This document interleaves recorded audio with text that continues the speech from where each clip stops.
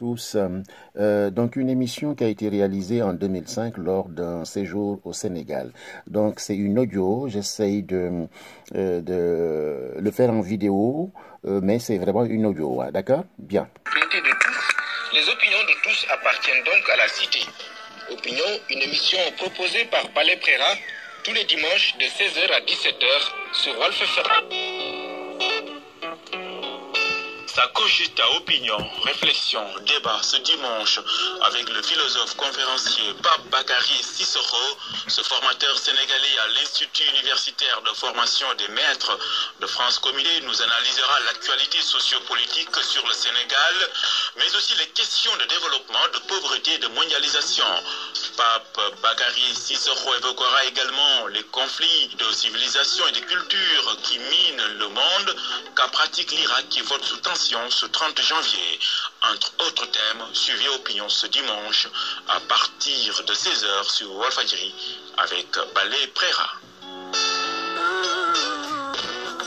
Nous recevons ce dimanche Pape Bakary Cissokho, philosophe, conférencier et formateur à l'UFM de Franche-Comté en France. Monsieur Cissokho, bonjour. Bonjour monsieur.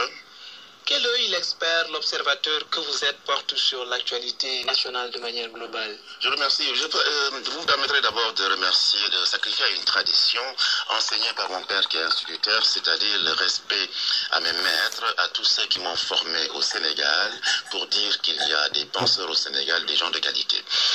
Tous les instituteurs et mon professeur, le professeur Djibril Samb, qui m'a appris effectivement à lire le Corpus Platonicum, le professeur Abou Silla de l'IFON, qui m'a appris l'esthétique négro-africaine et tous les autres enseignants. Donc, tous ces gens m'ont appris effectivement à comprendre, à lire les textes et aussi à lire la société. Mon regard sur la société sénégalaise est extrêmement négatif. C'est comme la statue de Glaucus déformée par la poussière. Qu'est-ce que ça veut dire?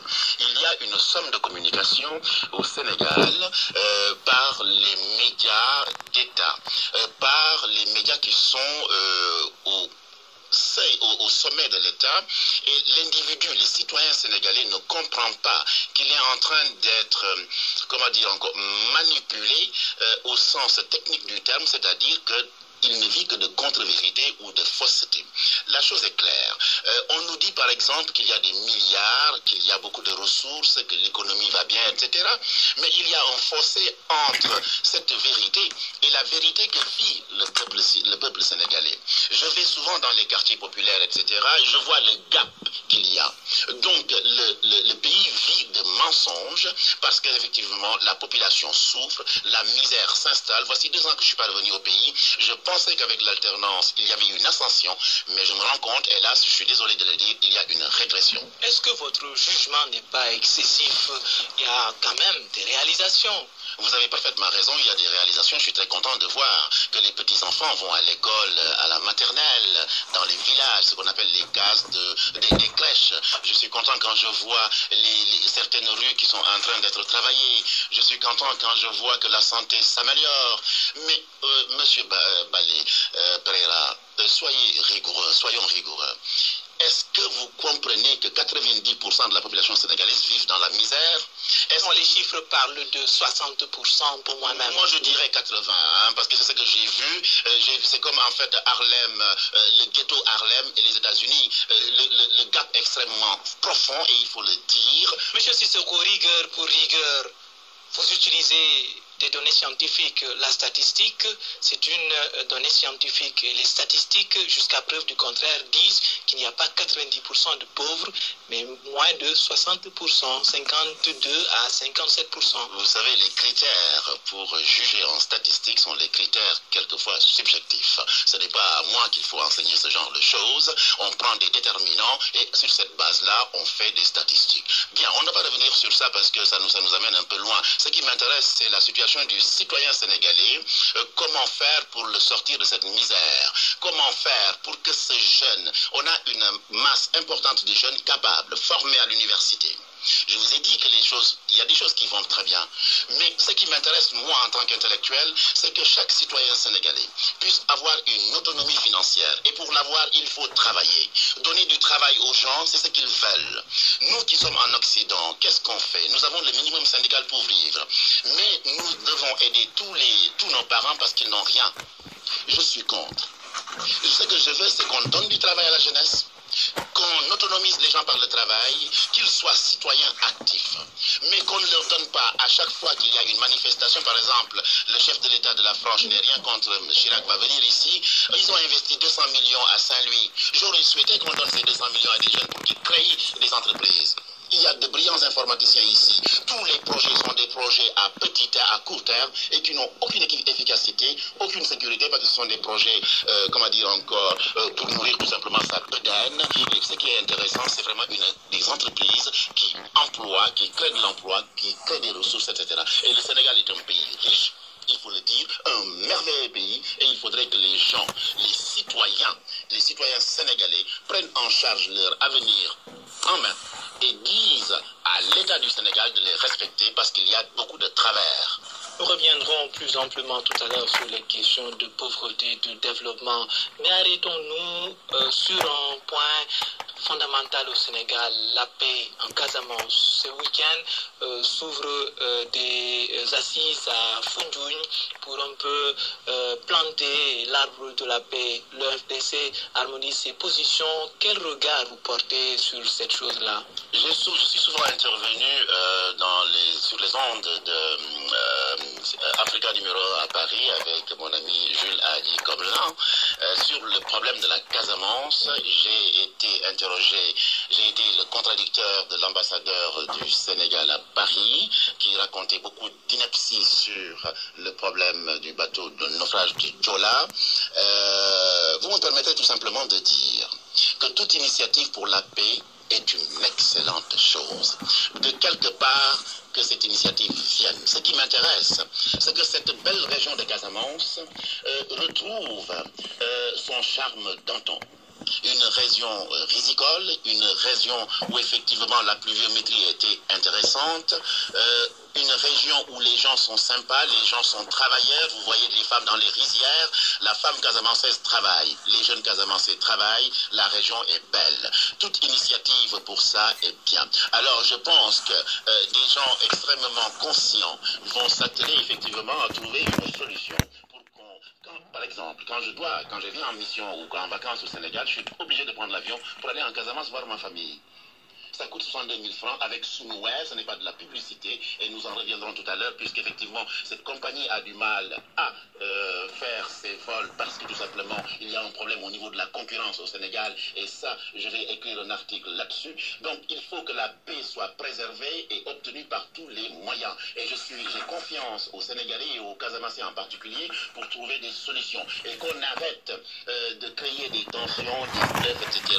Les Sénégalais c'est l'homme le plus généreux par excellence, c'est l'homme le plus non violent par excellence. Nous avons hérité de Senghor du dialogue, de la négociation. Nous ne sommes pas des gens agressifs, mais effectivement quand il y a des mains sales comme le disait Sartre, évidemment les esprits s'échauffent et la raison démissionne. Alors donnons fond de confiance à la raison et à notre esprit de générosité. Nous sommes tous des Sénégalais et nous voulons préserver la paix. Nous sommes une lanterne dans les pays en conflit en Afrique. Depuis quelque temps, il y a eu une relative accalmie, espérons qu'elle se poursuive. Est-ce que ce n'est pas là une réalisation à mettre au crédit de l'alternance que vous jugez de manière caustique? Alors, vous avez parfaitement raison qu'il y a une accalmie. Vous avez parfaitement raison que le chef de l'État, M. Wade et les autres partenaires ont fait beaucoup d'efforts. Je le loue. Ma critique envers le Sénégal n'est pas une critique contre un parti ou une personne. Je m'adresse tout simplement à l'intelligence. Et je voudrais que tous les citoyens soient bien et en ayant un travail. Ma critique, c'est ça. Mais je ne critique pas des individus. Je veux tout simplement repenser ma société, que j'adore le Sénégal. Je suis sénégalais et fier. J'enseigne le Sénégal, j'enseigne la culture africaine, j'enseigne la philosophie africaine, parce que j'aime ce pays. Mais aimer ce pays, c'est aussi accepter de critiquer ce pays. Qui aime bien châtie bien. Qui aime bien châtie bien. Et c'est donner, nous autres, donner les outils aux gens de comment dire encore, enlever les poussières pour retrouver la véritable vérité. Et c'est ce qu'on appelle de l'exégèse. Il faut ce travail, il faut que les gens soient conscients. Et je voudrais vous remercier, vous, la presse locale au Sénégal, parce que je vous suis aussi sur Internet et ça me fait plaisir de voir que vous essayez de travailler pour conscientiser les gens. Un individu inconscient, il ne peut pas comprendre. Il ne peut être acteur de la démocratie. Il faut par une éducation, une sagacité pour effectivement comprendre les mécanismes de fonctionnement de certains États pour tromper la vigilance des gens. Nous autres intellectuels, nous devons dessiller les yeux de nos confrères, de nos concitoyens, pour tout simplement que la démocratie ne soit pas un vain mot, mais une réalité objective qui se travaille, qui se développe, une réalité dynamique. Depuis près d'un mois, la loi Ezzan, du nom de cette disposition prise par l'Assemblée nationale pour effacer, amnistier des faits politiques datant de 83 à 2004, cette loi, disais-je, a été prise. Qu'est-ce que cela vous inspire? De l'extrait bon. Parce que nous sommes, comme je vous l'avais dit, nous sommes dans un pays intelligent. Le Sénégal a une sommité de compétences, des intellectuels, des juristes éminents. Je peux citer le professeur Djibril Samb, le professeur Bachir Diagne, les grands juristes, etc. Mais nous sommes bons.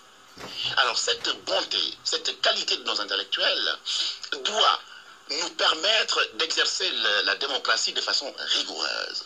En clair, ça veut dire que nul citoyen ne doit être au-dessus des lois. Pour quelle raison? Pour quelle raison au Sénégal ce travers existe? La loi Ezzan ne devait même pas être l'objet d'une question. On ne peut, par exemple, le pauvre Baïfal ou le pauvre talibé qui est dans la rue, il fait une connerie, on doit l'enfermer. Alors le grand boss qui a tous les pouvoirs, il fait une connerie, on peut le pardonner. Et vous appelez ça de la démocratie? La démocratie, c'est tout simplement le pouvoir au peuple et du peuple, sans distinction de statut, ni de race, ni d'appartenance ethnique. On doit respecter le citoyen sénégalais, quel qu'il soit. S'il commet une bêtise, il doit être sanctionné conformément, pas aux lois de Pape Bakary Sissoko, parce que je ne suis pas auteur de loi, mais conformément aux lois de la République. Et ça, il faut le dire. Donc la loi Ezzan est une mascarade, et j'espère qu'elle ne passera jamais. Et je vois que le peuple sénégalais se bat pour effectivement que cette loi ne passe pas. Et je rappelle que tout individu a droit à la protection de l'État et qu'il ne doit pas y avoir d'impunité et que tous les bandits de grand chemin, tous les malveillants, tous les gens qui procurent l'insécurité au Sénégal, s'ils commettent des bévues, des travers, qu'ils soient sanctionnés conformément, et je le rappelle et j'insiste, aux lois de la République qui ne sont pas racistes ni sexistes, ni qui n'appartiennent à aucune ethnie, mais qui est un droit universel. L'Assemblée nationale ne serait-elle plus populaire? Je pense que si elle fait passer cette loi-là, elle ne sera plus populaire, elle sera démagogique. Le fond, est-ce que ce n'est pas de toiletter certaines de nos dispositions qui autorisent ce genre de choses? Non, non, ce n'est pas en fait les dispositifs, ce sont les gens qui font les dispositifs. On peut effectivement, si je veux vous faire, vous avez une belle tenue, je suis un bon tailleur, ben, je peux vous tailler une chemise en fonction de votre corpulence. On appelle ça tailler sur mesure. Alors ce n'est pas les lois qui sont perverses, ce sont les individus qui font les lois et qui les taillent sur mesure. De ce point de vue, il y a une nuance. Et c'est là que je soupçonne la démagogie, le clientélisme, et ça, ce n'est pas bien. Ce n'est pas bien, surtout pour un pays comme le Sénégal qui a d'éminents juristes, d'éminents intellectuels, et l'un des éminents intellectuels, hélas, c'est le chef de l'État. Pour qui j'ai beaucoup d'estime intellectuelle, même si je ne suis pas de son bord politique, mais c'est un éminent intellectuel en plus. J'ai fréquenté la même université que lui en Franche-Comté à Besançon. Est-ce que cela aussi ne dénote pas certaines limites de la démocratie? C'est par le jeu de la démocratie qu'il y a eu cette majorité autorisée à prendre certaines lois. C'est vrai, vous savez que la démocratie n'est pas quelque chose de fiché. La démocratie est un concept dynamique. Et il y a un journaliste, je l'ai lu dans une de vos colonnes, qui disait que la démocratie n'est pas la propriété d'aucune civilisation. La démocratie, c'est un concept dynamique, actentiel, et qui se nourrit de l'actualité, de la vie, de l'existence. Donc c'est à nous, effectivement, en tant que démocrates, d'essayer toujours de regarder le bon sens et d'exécuter les bonnes choses pour tout simplement l'intérêt de l'individu et du citoyen. Vous êtes un enseignant de l'interculturalité. La démocratie pose éminemment ce nécessaire dialogue entre les civilisations pour dire qu'elle n'est pas, vous le disiez tout à l'heure, qu'elle était dynamique, qu'elle n'était pas figée. Mais aujourd'hui, est-ce qu'il n'y a pas une conception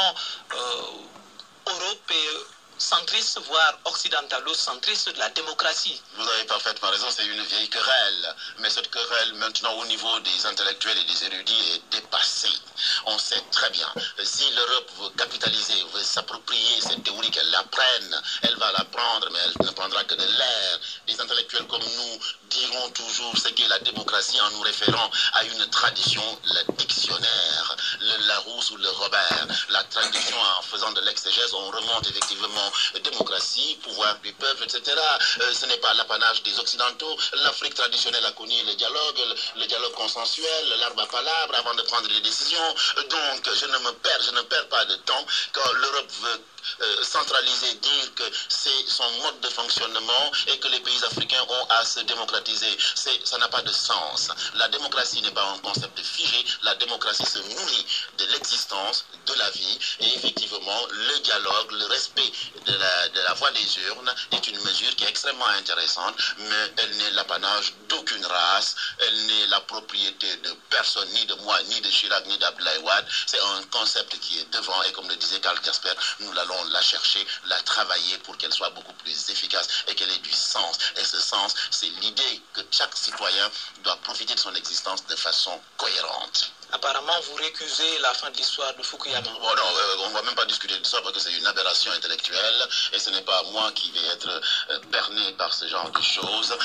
Je ne discute même pas de ça parce qu'on perd du temps et ce n'est pas pertinent. Du point de vue de la noétique, c'est-à-dire de l'écriture, de la pensée, c'est intéressant. On peut en rigoler, après on va trouver des antithèses. Mais du point de vue du fond, ça n'a aucun sens. Et un Tintin Samuel qui parle de choc des civilisations, l'Irak vote ce dimanche et c'est presque un théâtre entre deux civilisations qui s'affrontent. Oui, ça je suis vraiment désolé et peiné pour le peuple irakien et peiné pour l'idiotie de Bush qui n'a absolument rien compris quand il disait le monde civilisé contre l'autre monde en confondant l'intégriste aux musulmans.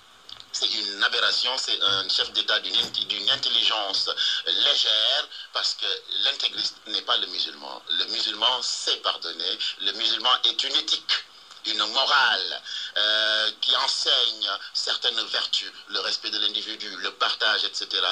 La barbarie n'est pas islamique. La barbarie n'existe dans aucune religion, même si, pour des raisons de propagande, de développement des religions, il y a eu des croisades chez les chrétiens, chez les musulmans, etc.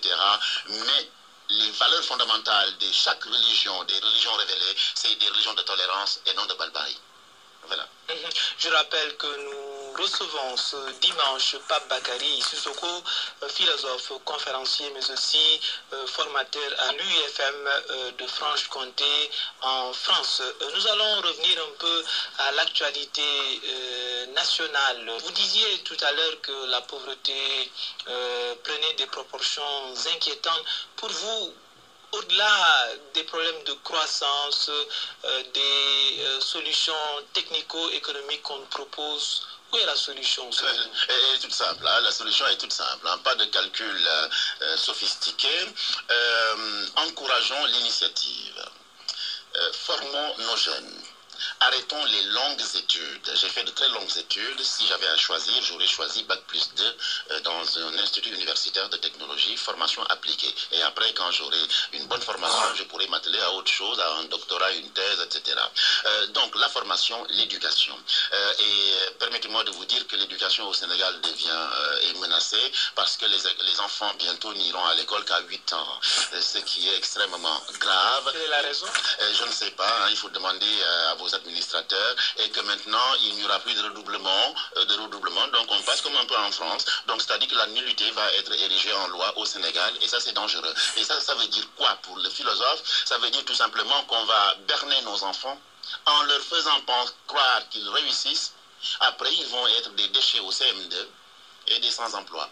Et c'est aussi simple que ça. Alors, si la société ne se réveille pas, ben, nous aurons des enfants qui seront des délinquants, des voyous, parce qu'ils n'auront aucune éducation. Alors, j'exige de l'État sénégalais de refuser ces injonctions des banques mondiales, du FMI, etc., et de respecter l'éducation comme une valeur forte. Et le président de la République, Abdoulaye Wade, a beaucoup travaillé sur ça, et ça me surprend. Si jamais ces lois passent, il sera en contradiction avec tout ce qu'il a dit, lui qui était pour le savoir, pour la démocratie, comment dire encore, l'éducation pour tous. Est-ce que ce n'est pas aussi le rôle des intellectuels qui est en faillite, surtout vous, les philosophes, les économistes, tout cela? Est-ce que vous n'avez pas quelque chose à vous reprocher dans cette atmosphère-là? Moi, je n'ai absolument rien à me reprocher, M. Préra, parce que dans ma vie active, je suis non seulement philosophe, mais si vous vous rendez compte, je suis philosophe acteur. Je suis directeur d'un centre de loisirs. Je participe à différents organismes, à différents organes, la coordination pour l'Afrique de demain, le journal des africanistes, toutes les associations qui travaillent sur la coopération, la décentralisation. Mes amis ici, par exemple, je connais un ami qui dirige une organisation qui se bat pour lutter contre la pauvreté, initier les gens, les former. Je pense que, en général, dans le système sénégalais, dans le système africain, l'intellectuel, effectivement, puisqu'on lui donne un certain pouvoir économique, puisqu'on lui donne certaines faveurs, démissionne, et ça c'est dangereux. Mais moi je ne peux pas démissionner. Ce qui m'intéresse, et je vous l'avais dit tantôt, ce qui m'intéresse, c'est que chaque jeune Sénégalais puisse avoir un salaire. Et tout mon travail dans la formation est d'éclairer les jeunes, leur dire en quoi un individu devient un citoyen. Le citoyen, il est acteur. Il n'est pas un spectateur passif comme celui qui va regarder le football. Il participe dans la vie économique, il participe dans la vie sociale, et c'est comme ça qu'on peut engranger un développement. Donc moi, mon travail est de formation de terrain. La base. J'ai la capacité des deux, la formation intellectuelle rigoureuse, universitaire, et, comme le disait Raffarin, la France d'en bas, moi je dirais le Sénégal d'en bas. Et ce qui m'intéresse le plus, c'est de travailler avec les plus démunis. Et ça, c'est intéressant. Et en ce moment-là, je verrai si mon travail effectif a des réalisations. Et ça, c'est manifeste. Il n'y a pas de... Alors, les intellectuels ne doivent pas démissionner. Ils doivent penser à leur bedaine, mais penser aussi aux autres. Et on appelle ça de la générosité. La plus-value économique que vous créez, c'est la France qui en bénéficie d'abord avant le Sénégal. Vous êtes en France. Oui, je vais être clair avec vous, M. Préra. Quand je suis allé en France, je n'avais pas de bourse. Hein. C'est mon père et moi-même, avec mes amis. Donc, je ne dois absolument rien au Sénégal.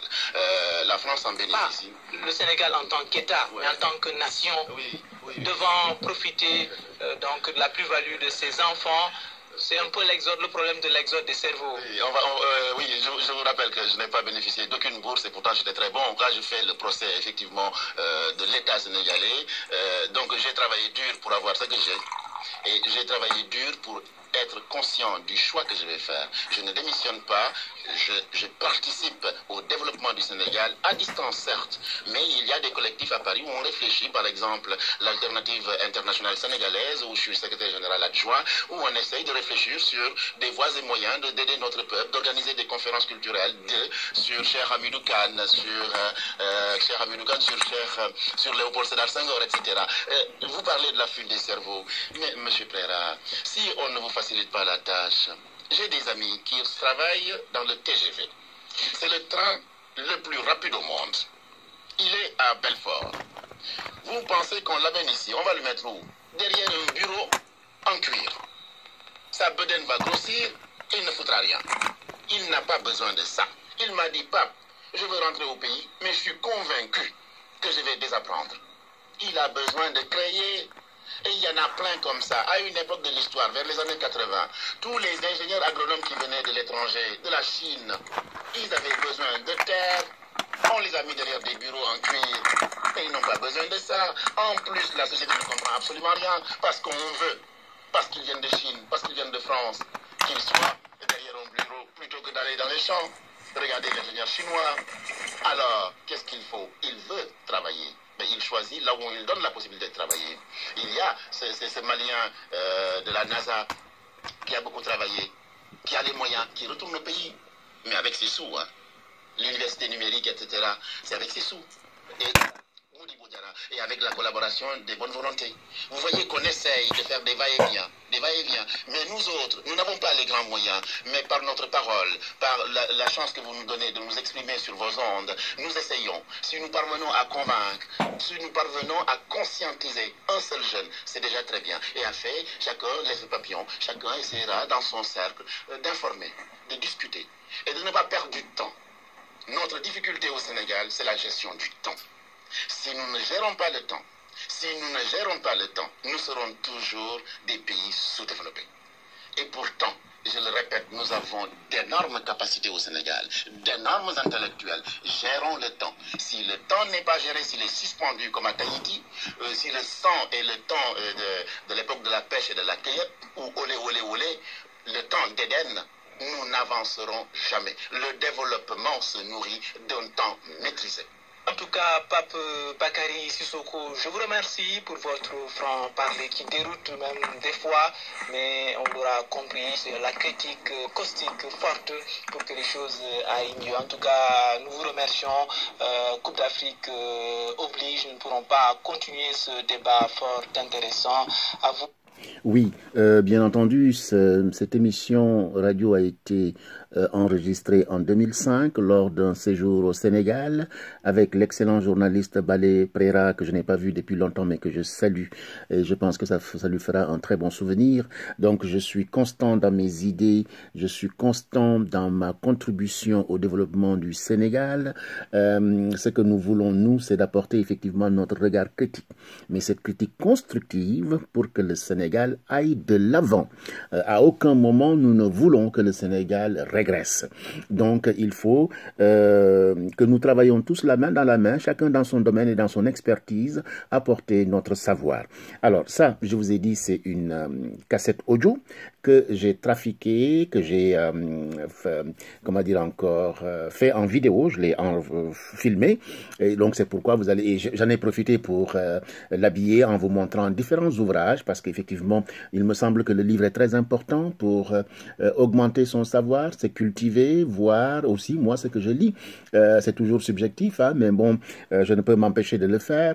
Et je vous demanderai de vous abonner à ma chaîne YouTube, de partager ce que j'ai dit. Il y a au moins 30 vidéos sur le développement personnel, sur la philosophie, sur les conseils, sur les centres de loisirs, l'animation, comment occuper son temps, sur l'histoire africaine, la tradition, l'éducation traditionnelle, différents sujets qui peuvent intéresser certains. Donc partagez, abonnez-vous. Quand vous vous abonnez, ça m'évite effectivement à chaque fois que j'ai une vidéo, de vous l'envoyer. Donc, automatiquement, vous le recevez. Et voilà. Donc, comme je vous l'avais dit aussi, je l'ai commencé avec mon ami Adam Agaï à lire des ouvrages pour le plus grand nombre. Voilà. Hein. Abonnez-vous, partagez. Merci à vous de votre écoute. Une émission de 2005 hein, que j'ai mis en ligne en 2020 à l'occasion du confinement. Et donc le confinement nous donne effectivement l'occasion de revisiter notre histoire, notre passé. Et je pense que ce passé-là nous permet effectivement de comprendre le présent mais aussi l'avenir. À très bientôt, Pape Bakary Sissoko depuis Paris. Merci.